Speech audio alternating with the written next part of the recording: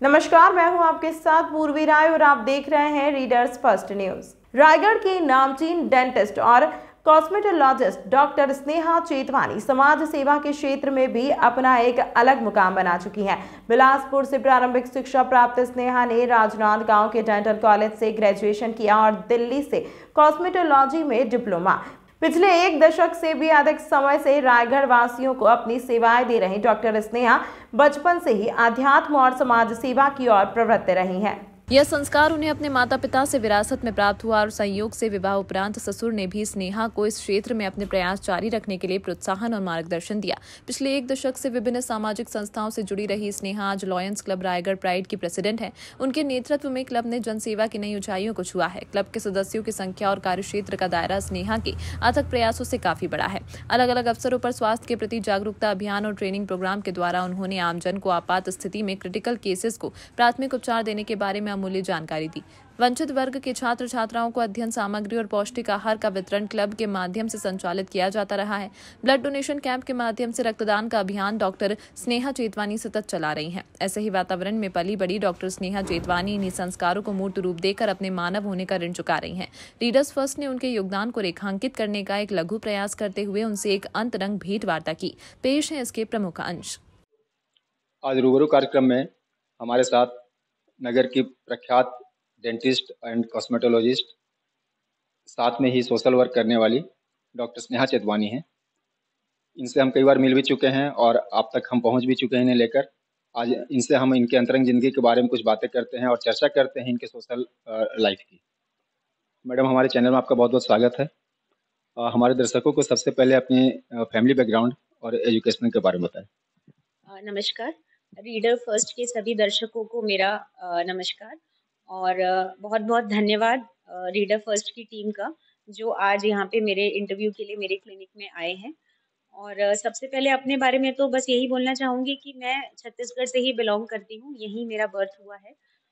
बिलासपुर से मैं बिलोंग करती हूँ, स्कूलिंग वहीं की है। एजुकेशन भी मेरी छत्तीसगढ़ से ही है। CDCRI राजनांदगांव से मैंने ग्रेजुएशन किया था 2007 में और उसके बाद पीजी डिप्लोमा 2013 में मैंने दिल्ली से किया था कॉस्मेटोलॉजी में। और 2008 से मैं रायगढ़ में ही प्रैक्टिस कर रही हूँ एज अ डेंटिस्ट और एज अ कॉस्मेटोलॉजिस्ट। और रायगढ़ की जनता का मुझे हमेशा ही भरपूर प्यार और सहयोग मिला है और आज उसी का रिजल्ट है कि हम इतना अच्छा काम यहाँ पे कर पा रहे हैं। डेंटल फील्ड में भी सारे एडवांस प्रोसीजर्स हमारे क्लिनिक में होते हैं। साथ ही साथ कॉस्मेटोलॉजी का भी पहला सेटअप रायगढ़ में मेरा ही था, जिसमें मैंने लेजर्स और बहुत सारे जो स्किन प्रोसीजर्स होते हैं, कॉस्मेटिक प्रोसीजर्स होते हैं, उनको लेके प्रैक्टिस चालू की थी। बोटॉक्स, फिलर्स, पील्स, जो कि उस समय पे लोगों के लिए बिल्कुल नई चीज़ें थी। और अभी भी जो लेजर्स मेरे पास हैं रायगढ़ में एज अ डेंटल और कॉस्मेटिक सेटअप डिस्ट्रिक्ट का, ये मेरा ही एक सेटअप है यहाँ पे रायगढ़ डिस्ट्रिक्ट में। तो सभी का प्यार और सहयोग के बदौलत मैं आज यहाँ पर हूँ और उसके लिए सभी का बहुत दिल से धन्यवाद। मैडम, इस फील्ड में तो आप यहाँ जानी मानी हस्ती हो चुकी हैं और लोग इस बात को महसूस भी कर रहे हैं। आप इसके साथ साथ अपने प्रोफेशन के साथ साथ आप सोशल वर्क में भी बहुत ज़्यादा एक्टिव हो रही हैं शुरू से, तो इसके बारे में हमें जानकारी दीजिए थोड़ी। सोशल वर्क का तो ऐसा है, ये मुझे शायद मेरे दादाजी से मिला है, क्योंकि जब हम छोटे थे तो हम उन्हें देखते थे। वो बहुत सारी सामाजिक संस्थाओं से जुड़े हुए थे, कई संस्थाओं के संरक्षक थे, क्लब से भी जुड़े हुए थे और हमेशा सामाजिक कार्यों में आगे रहते थे।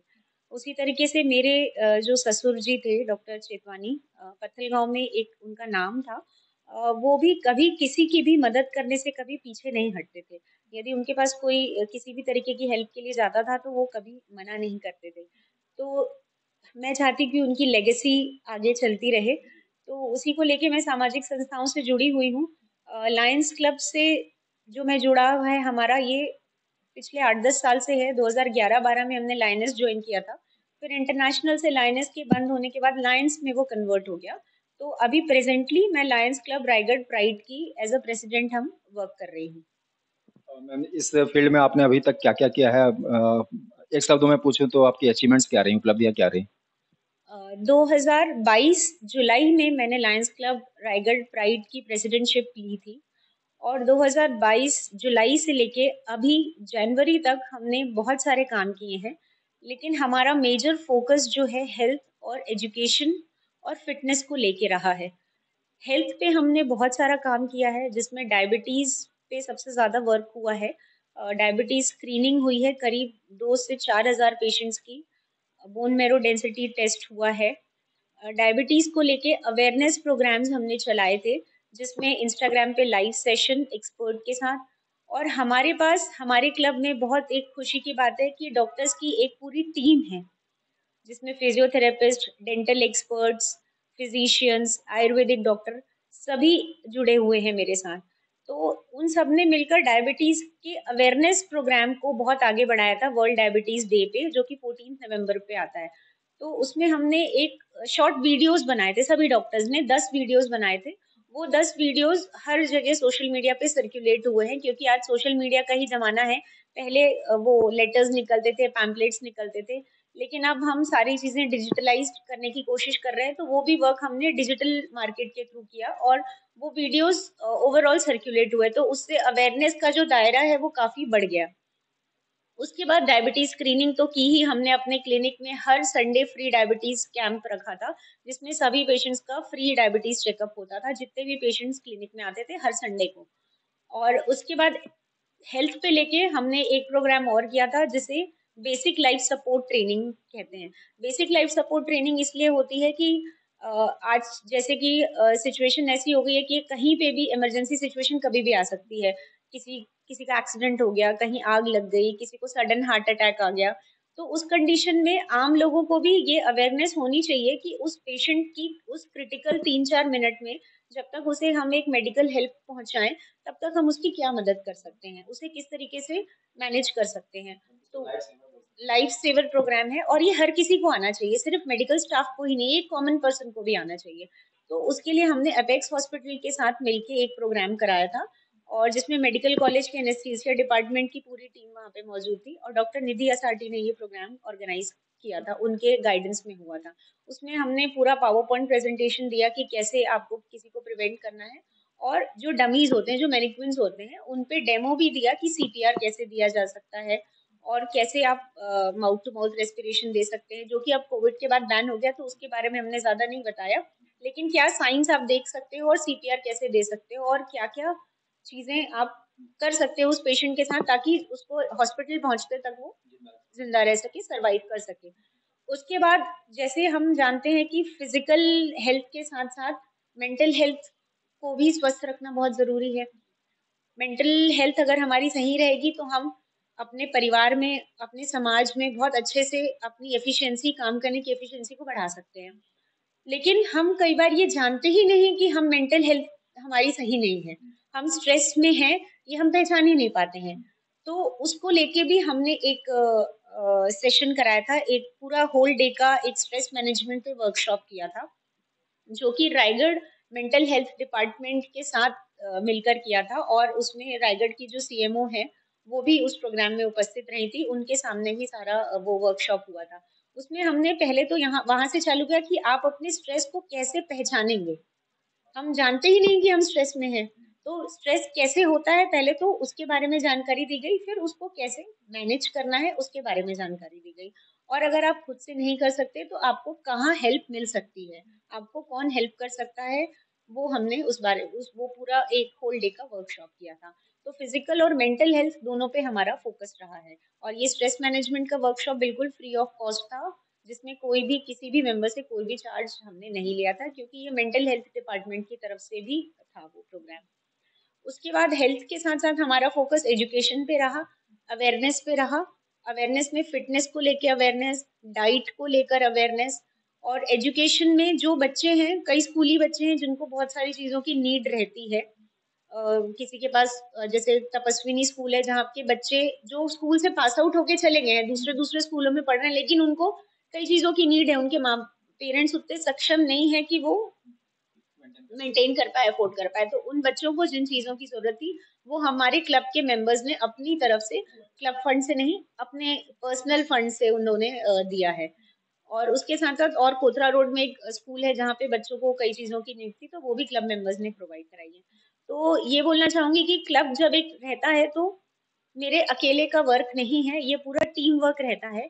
और बाय गॉड्स ग्रेस मेरे क्लब में जो सभी मेंबर्स हैं सभी इतने अच्छे हैं कि अगर मैं उनको कहती हूँ ना मुझे यहाँ चलना है या यहाँ पे ये काम करना है तो वो हमेशा ही रेडी रहते हैं। मुझे कभी ऐसा मना नहीं करते कि नहीं हम नहीं जाएंगे या हम इस चीज में हेल्प नहीं करेंगे। हर हर काम के लिए वो लोग रेडी रहते हैं। मैडम, आपने वुमेन एम्पावरमेंट के क्षेत्र में भी बहुत काम किया है, तो उसके बारे में हमारे दर्शकों को बताइए। वुमेन एम्पावरमेंट पे अगर क्लब की एक्टिविटीज से पूछेंगे तो हमने कुछ कुछ वर्कशॉप्स कराए थे, जैसे मेहंदी वगैरह को लेके वर्कशॉप किया था। और एक अच्छा काम हमारे तरफ से ये हुआ था जिसमें हमारी हेल्प की थी मिसेस अंजू जोशी, जो कि जिला जेल में कार्यरत हैं।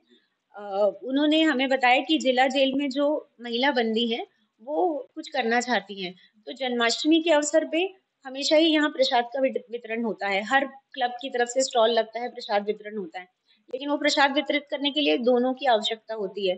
तो जिला जेल में जो महिला कैदी हैं उन्होंने हमें 1500 से 2000 दोने एक ही दिन में बना के दिए थे, जिसमें हमने वो प्रसाद का वितरण कराया था। आप व्यक्तिगत तौर पे वुमेन्स डे पे भी प्रोग्राम करवाती रही हैं उनके लिए, उसके बारे में थोड़ी सी जानकारी दें। पिछले 4 साल से मेरे क्लिनिक की तरफ से लाइफलाइन केयर की तरफ से वुमेन डे पे डीवा अवार्ड्स करके एक प्रोग्राम होता आया है, जो कि रायगढ़ की जनता ने मुझे उसमें भी बहुत अच्छा सपोर्ट दिया है। वुमेन्स का बहुत अच्छा रिस्पॉन्स रहता है उसको भी लेके। और इस साल तो मुझे जनवरी से ही इंक्वायरीज आने लग गई कि मैम ये प्रोग्राम इस बार हो रहा है कि नहीं। तो हमारी कोशिश है कि इस बार भी हम करेंगे, लेकिन इस बार क्योंकि वुमेन्स डे के आसपास होली पड़ रही है तो उसे हम थोड़ा सा पोस्टपोन करेंगे, लेकिन ये प्रोग्राम होगा जरूर। उसमें मेरी कोशिश ये रहती है कि ऐसी महिलाएं जो काम तो करती हैं लेकिन लोगों की नजरों में नहीं आ पाती, हाउसवाइफ हो गई, क्योंकि हाउसवाइफ का काम सबसे बड़ा होता है, पूरे घर को संभालना, पूरे परिवार को संभालना, और वो कभी हाईलाइट नहीं होती हैं। तो मेरी कोशिश रहती है कि वो उस प्रोग्राम में जरूर पार्टिसिपेट करें। और उसके अलावा ऐसी महिलाएं जैसे नगर निगम के सफाई कर्मी जो होते हैं उन्हें कोई अप्रिशिएट नहीं करता कभी भी, तो उन्हें हम सम्मानित करते हैं। या ऐसी महिलाएं जो बहुत सालों से काम कर रही हैं, लोगों को एजुकेट कर रही हैं, लेकिन उनके लिए समाज में मतलब वो नोन नहीं है, तो हम कोशिश करते हैं कि उन्हें सामने लेके आए। तो इस तरह की हमारी कोशिश रहती है। तो इस साल भी बिल्कुल हमारी कोशिश उसी तरीके की रहेगी और ये अवार्ड भी हम इस बार जरूर करेंगे। मैडम, आप बेटी बचाओ बेटी पढ़ाओ के क्षेत्र में भी काफ़ी आपने काम किया है, तो थोड़ी सी उसकी भी जानकारी दीजिए आप। बेटी बचाओ बेटी पढ़ाओ स्लोगन तो इंडियन गवर्नमेंट का है। और उसके लिए हमारे साथ तो ये अच्छी बात हुई कि रायगढ़ का जो स्टेशन चौक है, जो बेटी बचाओ चौक के नाम से जाना जाता है, हमारे क्लब को, लायंस क्लब रायगढ़ प्राइड को, वो चौक 1 साल के लिए मेंटेनेंस पे दिया हुआ है। तो अब हमारी कोशिश है कि हम वहाँ पे कुछ ऐसे स्लोगन्स और कुछ ऐसी चीजें करें जो कि लोगों को अवेयर करें बेटी बचाओ प्रोग्राम के लिए।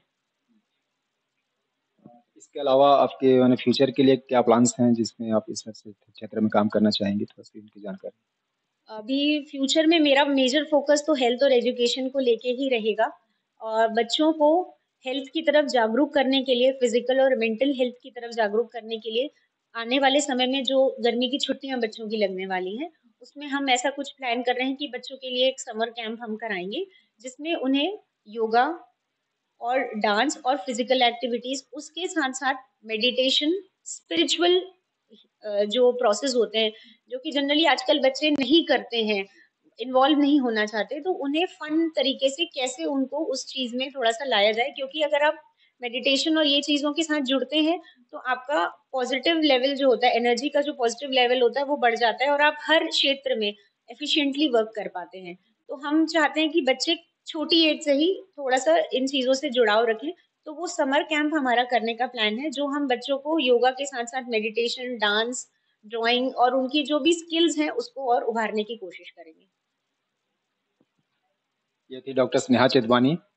ऐसे लोग हमारे समाज में हैं, इसलिए हमारा जीने का न केवल स्तर बढ़ रहा है बल्कि ज़िंदगी भी मज़ेदार होती जा रही है।